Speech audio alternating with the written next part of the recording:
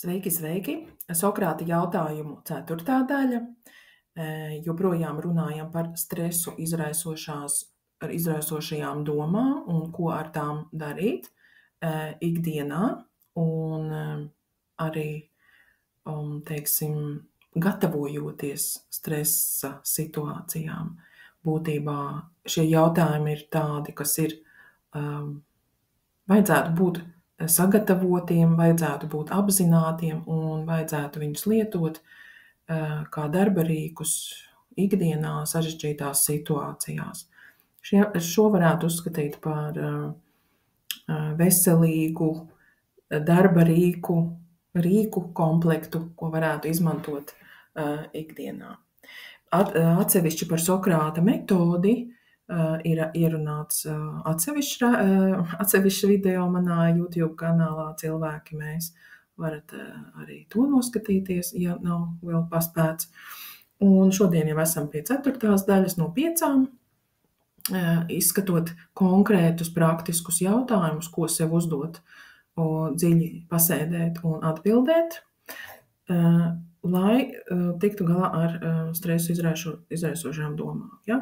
Un tātad šodien esam nonākuši jau līdz tam brīdim, ka vajadzētu sakoncentrēties uz rīcību. Tātad esam jau šo domu sapratuši, pieķēruši, ka šī doma varbūt nav racionāla, varbūt nav liederīga, un ko tad mēs varam darīt tālāk. Un, protams, par rīcību runājot, par mūsu smadzenēm ļoti, ļoti patīk, ja mēs nolemjam kaut ko. Ja mēs sēžam neizlēmībā un domājam par vienu, otru vai trešo variantu, ko darīt, smadzenes patērē ļoti daudz enerģiju un būtībā šis stāvoklis rada pats par sevi ļoti lielu stresu. Un tā enerģija, ko mēs patērējam, noturot šo stresa situāciju sevī, tā enerģija būtībā tiek izšķērdēta un tiek atņemta mūsu kvalitatīvai dzīvei, mūsu rīcībai, mūsu dzīves kvalitāti ļoti ietekmē. Tātad noteikti iesakāma un laba prakse koncentrēties uz rīcību un risinājumiem. Tātad 10 jautājumi par ko tad mēs varam darīt. Kādi jautājumi? Jāatzīmē par numerāciju, ja kāds skatās pirmo reizi šo video, iepriekšējos video numerācija ir sākusies no pirmās daļas un turpinās cauri visām 5 daļām, lai kopumā sasniegtu ciparu 50. Un, ja kāds vēl nav pamanījis iepriekšējos video, tad es aicinu visus jautājumus, ne tikai teorētiski, galvā, pārlasīt, tas neko īpaši nedos, bet mans labais draugs klade obligāti. Daudz dziļāki, labāki rezultāti. Kladi vēlams lietot, rakstīt daudz, rakstīt bez sevis, bez aizturas, bez sevis kritizēšanas, nelaižot iekšā, neiedarbinot iekšējo kritiķi, cik iespējams. Protams, viņam ir arī jāizsakās, bet daudz viņu ņemt vērā nevajadzētu, un vajadzētu rakstīt. Esmu jau rādījis arī iepriekšējos, ja? Mana klade ir šāda, kladē es mēdzu arī kaut ko iezīmēt, bet, principā, rakstam. Un tas nav domāts, lai to parādītu kādam. Tas ir mūsu dialogs ar mūsu smadzenēm, ar mūsu nervu sistēmu. Tātad vēlreiz atgriežos pie pirmā jautājuma. Ko es varu darīt tieši tagad, lai situācija uzlabotos vismaz par 1%? Tas minimālākais, ko es varu izdarīt, lai situācija pavirzītos kaut nedaudz uz labo pusi.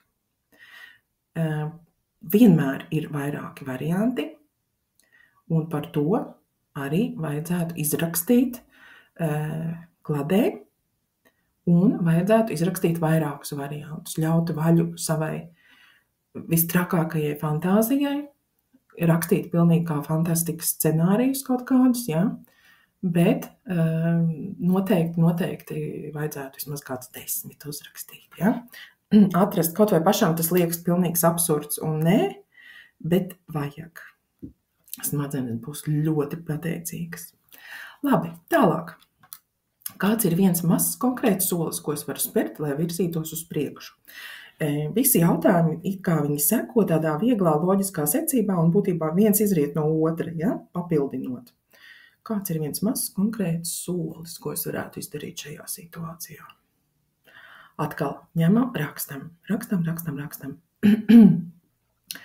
Un no tā izriet jau nākamais jautājums, kādas ir manas iespējas šajā situācijā. Solis, ko varu spērt, un iespējas. Iespējas tas ir tas plašākais, ja, un tad solis ir konkrēti, bet iespējas ir tāds tā kā plašāks tas diapazons, ja, un kad ir šajā tajā plašajā diapazonā, ko tad konkrēti es varu izdarīt? Ja, tādas plašākās iespējas kādas ir, ja? Un tālāk ir par vidi un par resursiem. Būtībā par resursiem varam uzskatīt savu vidi. Tas ir vidi, cilvēkus un laiku, naudu, vietu. Nu jā, tas ir tas pamata līmenis, kurā dzīvo vairums cilvēku. Rīcībā jau vieta nedaudz augstāks līmenis, neiroloģiskais līmenis, bet par vidi, tieši no vides mēs atsperamies, lai dotos tālāk uz augstākiem līmeņiem. Un pie vides piedaras arī cilvēki, kas mums ir blakus, ne tikai blakus, bet arī plašākā sabiedrībā, ko mēs, ja mums uznāk vēlēšanās, mēs viņiem varam lūgt palīdzību vai padomu, vai paklausīties kādu YouTube video, vai izlasīt grāmatu. Ja? Kā mēs varam lūgt palīdzību vai padomu? Tas nav jāuztver ļoti konkrēti, kad es tieši prasīšu cilvēka padomu, viņam pašam būs dialogs, bet var arī paplašināt šo loku, un tur var rasties diezgan spēcīgs resurss. Kad ir problemātiska situācija, es tā vienmēr daru. Labi, un kādi ir resursi iekšējie ārējie, kādi man ir pieejami šobrīd, ja, lai es tiktu galā? Un tas ir tas, par ko es jau minēju iepriekš. Tas var būt gan laiks, gan varbūt nauda, vai transporta līdzeklis, vai dators. Tas arī ir resurs, kuru tu vari izmantot savā labā, lai tu kaut ko atrisinātu. Ja? Jo vienmēr ir tā, ka mēs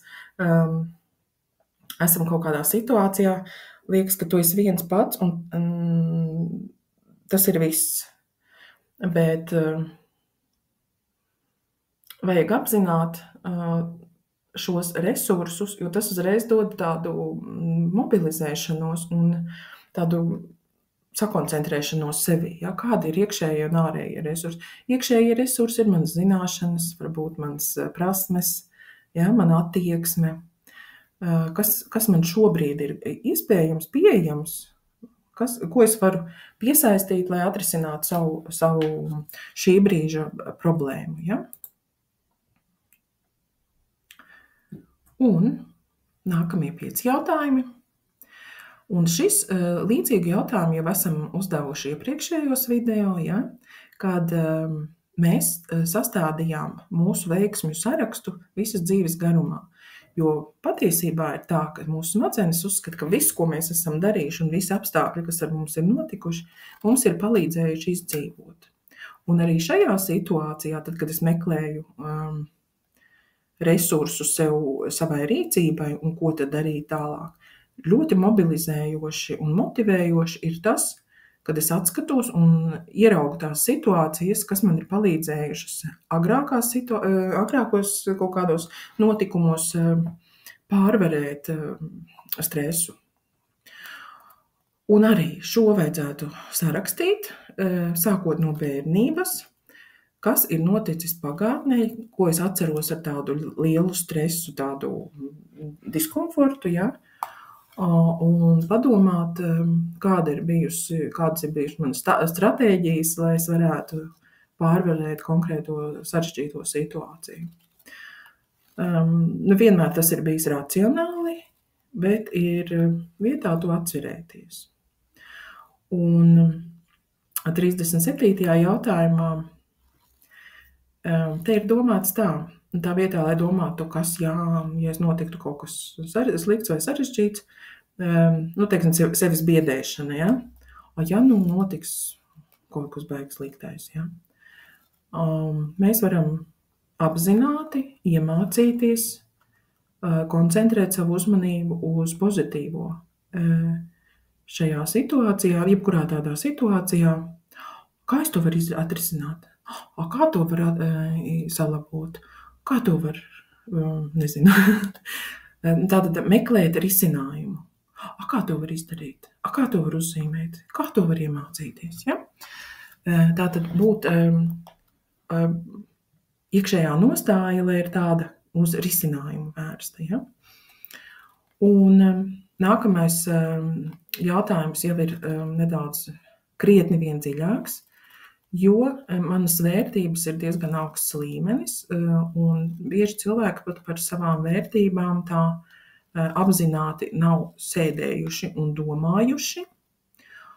Un būtībā šajā punktā es varu tikai aicināt cilvēkus pieteikties pie manis uz konsultāciju, lai mēs izietu cauri visiem līmeņiem, sākot no vides, no resursiem, līdz vērtībām, pārliecībām un mēģināt viņus salikt komfortablākā kārtībā, lai mazinātu kognitīvo disonanci. Tā ir interesanta pieredze. Šādai konsultācijai nepieciešams rēķināties ar 1,5 stundu. Ļoti patīkama sajūta pēc tam iestājas, jo kaut kādā brīdī konsultācijas laikā ir notikusi līmeņu sakārtošana un ir atbrīvojusies stresa uzturēšanai nepieciešamā enerģija. Tātad ir atraisījies kāds mezgliņš, kurš ir turējis smadzenes stresā, un pēkšņi iestājas ļoti patīkamā sajūta. Un tātad, kāda rīcība būtu saskaņā ar manām vērtībām? Šeit arī varētu pierakstīt kladē diezgan daudz. 2-3 lapas manas vērtības, kas man ir svarīgi. Kas man ir svarīgi šajā situācijā? Vai es varu to darīt, vai nevaru to darīt, ko es esmu iedomājies. Ja? Un palikuši vēl pēdējie 2 jautājumi. Kā es varu parūpēties par sevi fiziski un emocionāli šajā stresa periodā? Par fizisko ir zināms, ka ir ļoti daudz dažādas tehnikas, sākot ar zīmēšanu, ar manu mīļoto neirografiku arī var zīmēt, var arī vienkārši zīmēt aplīšus vai švīkāt līnijas. Pieļauju, ka varbūt šim arī veltīšu kādu video. Tas būtu tā kā vairāk uz smadzenēm vērstas prakses, bet fiziski, protams, noteikti ir staigāšana, peldēšana, dejošana, kas ir vislabvēlīgākie atzīti. Un fantastiski, tas nāk no dabas, kratīšanās. Tajā brīdī, kad ir stresa situācija, tā ielpa, un vislabāk ir tā, viena dziļa ielpa, un tad vēl turpat tāpat uz virsū vēl viena īsa ielpa.